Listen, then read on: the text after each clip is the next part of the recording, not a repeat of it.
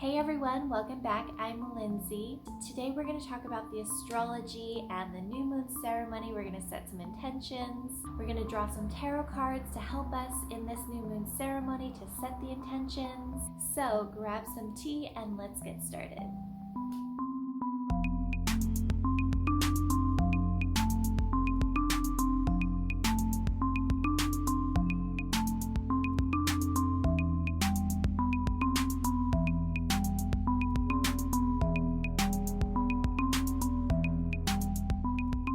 Okay, so first I'm going to talk about what's going on with the astrology for this new moon.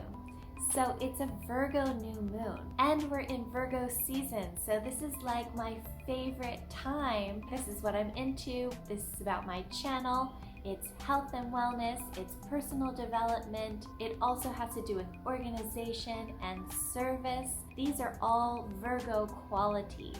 So when we think about Virgo, this is like the archetype of the virgin, right? But it's not so much this like innocent in a sexual sense virgin. It's more like this is the woman who is sovereign and takes care of herself and only allows in those who are worthy. She is tending to herself so well, such good self-care. Her body is a temple. So Virgo is such a good self-care archetype. So it would be really beneficial to start some routines because Virgo also embodies this energy of routines and organization. So this would be a great time to start some self-care routines, some new health and wellness routines. Maybe you have to organize your living space, do some Marie Kondo. This is something that I've been doing recently is I read the entire book and I did start with my apartment clearing everything out, and I'm going to continue and hopefully finish this month the entire clear out Marie Kondo style of this apartment. So that's a good example of something you can do to create more organization that would be very much supported by this new moon. It's also having to do with personal development. So how can you implement some new self-care routines, work on personal development, and tend to yourself so well that you can't help but overflow and be of service to others, because being of service is also part of the Virgo archetype. And we want to make sure that we are not giving too much of ourselves when we are trying to be of service. We want to make sure that we are first caring for ourselves, and then we overflow and we can't help but give to others. So Uranus is also forming a very tight trine to the new moon in Virgo. So what this means is, because Uranus is actually also a planet of service, but it's specifically service that relates to your unique gifts and talents. It makes use of who you are as a unique being.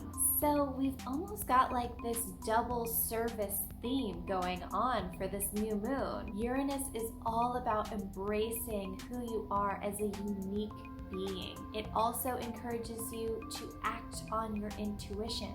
So think about what could be your unique talents and gifts that could be of ultimate service to the rest of humanity, while also caring for yourself and setting these routines and these new health regimens that will nourish you enough so that you can give freely and easily, and the giving and the service will happen naturally.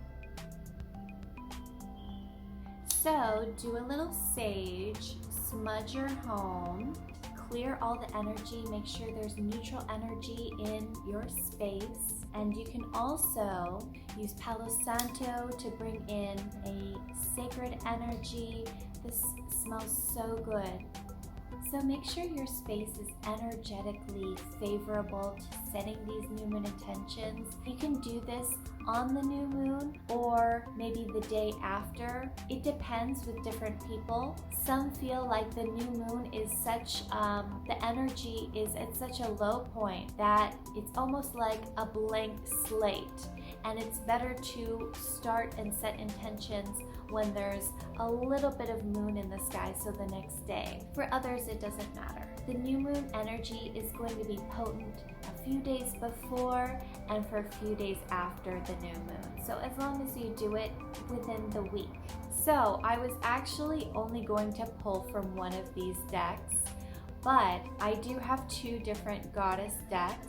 And without thinking about it, I turned them both over and the same card came up for both Aphrodite, which is too much of a coincidence to ignore. So we have to trust that this is something that we were supposed to see. So these cards are so appropriate for me and for you too. If you're watching this video, you are meant to see this. And I'll tell you why this is so appropriate. At this time, because we're in this Virgo new moon where we are focusing on health and self-care, it's a very feminine quality to focus on these things.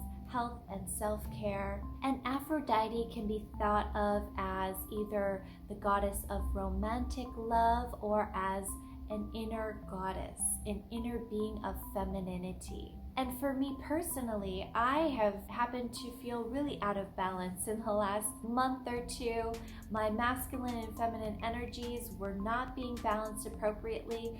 So this is a really good time for me, and perhaps for you too, to set an intention for rebalancing the masculine and the feminine, focusing more on your femininity and allowing that to express itself, caring for that aspect, claiming this aspect of your nature, this Aphrodite archetype. And I want to keep these up here so that you can kind of visualize it as we talk. But Aphrodite's asking us to see the love outside of us everywhere we go, the essence and the expression of love as a practice, as a self-care practice, to see love wherever we are looking, and through that noticing, we are expanding it.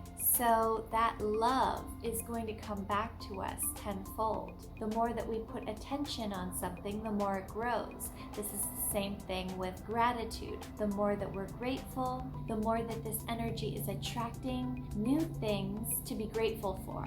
So it's the same thing with noticing expressions of love, of beauty. The more that we notice it, the more it's going to materialize in our life. So this is a practice, a self-care practice that Aphrodite is asking us to put into our lives and start perhaps with the new moon. She's asking us to allow our inner feminine wisdom and dynamic beauty to rise to the surface.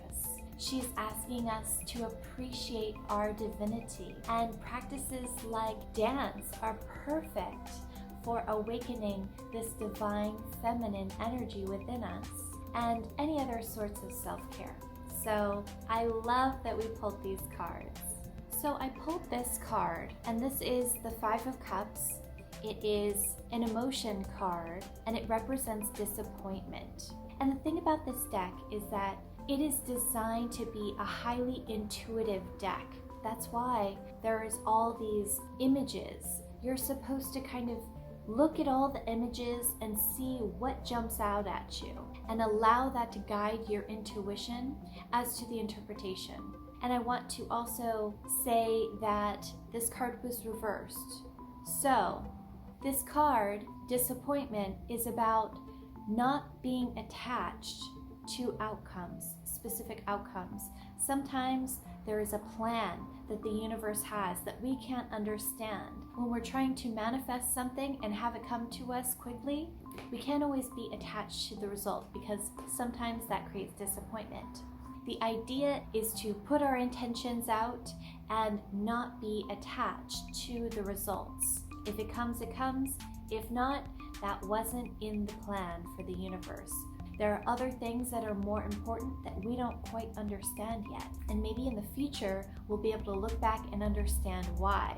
I remember when I was doing intentions for the new year, right before 2020, I went to this big new moon ceremony We were all setting intentions for the new year, and I had this like big list of all these intentions because like my life was like needed a major overhaul.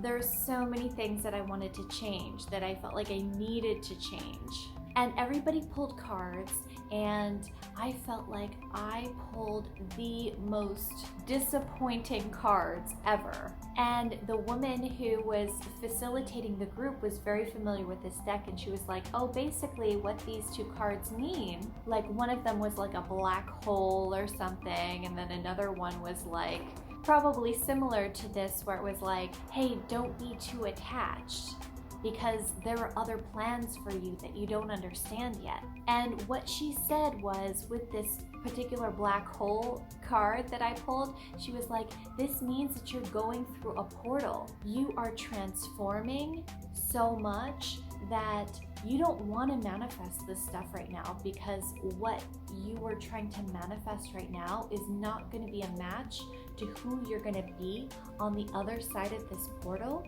So this stuff isn't going to come to you.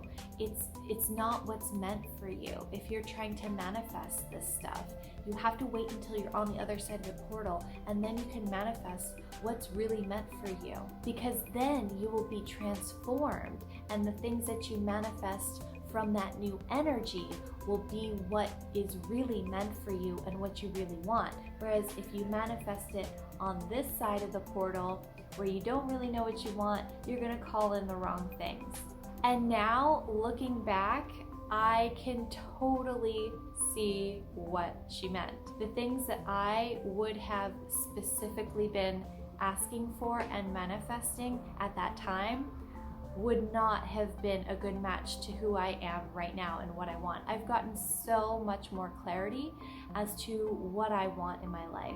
So I'm so glad that I didn't try to manifest these things 2 years ago. The point is that there is a plan, but I wanted to mention that before I got into what the real interpretation of this card is, because it was upside down, and this fits into the theme of this month for the new moon, which is self-care, and this is processing our disappointments from the past.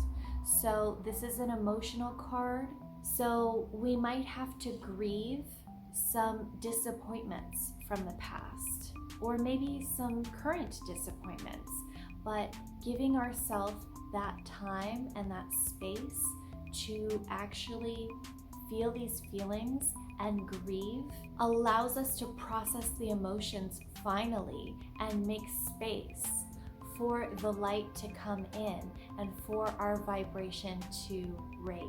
So it's going to be really key to make time for self-care and processing of emotions. It might be time for you to process some unconscious things too. Something that's really helped me for processing is the completion process by Teal Swan, and I'll link that in the show notes below. But anything to do with feeling your feelings and maybe some shadow work might be beneficial. So set your intentions with these things in mind, with the astrology and some of the guidance cards. What kind of self-care routines or health, personal development initiatives are you going to start with this new moon? And again, it doesn't necessarily have to come into full fruition by the full moon. Sometimes it takes 6 months, but the idea is by the full moon, you at least will have a good amount of roots underground started. And set some intentions around health and wellness, personal development, organization, get organized, and how can you use your unique gifts to benefit all of humanity. Okay, so I hope that this helped you in setting your intentions, and thank you so much for listening, and I will see you next time. Bye.